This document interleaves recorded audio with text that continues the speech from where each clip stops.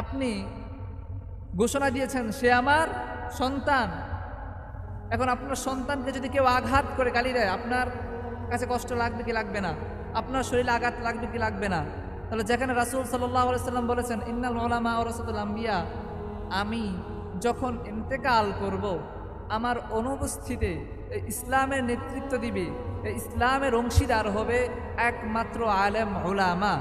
তাহলে যখন আলেম উলামার শানে কোনো অপমানমূলক কথা হয়, কোনো আলেম ওলামার সাথে যদি কোনো কষ্টদায়ক ব্যবহার করা হয়, তাহলে এটা রাসূল সাল্লাল্লাহু আলাইহি সাল্লাম পর্যন্ত পৌঁছতো কিনা? আর আপনি রাসূল সাল্লাল্লাহু আলাইহি সাল্লামকে কষ্ট দিয়ে আপনি যতই সালাত আদায় করেন না কেন, যতই সুন্নতের পাবন্দি করেন না কেন, আপনি ওই মহৎ আল্লাহর কাছ থেকে পাবেন?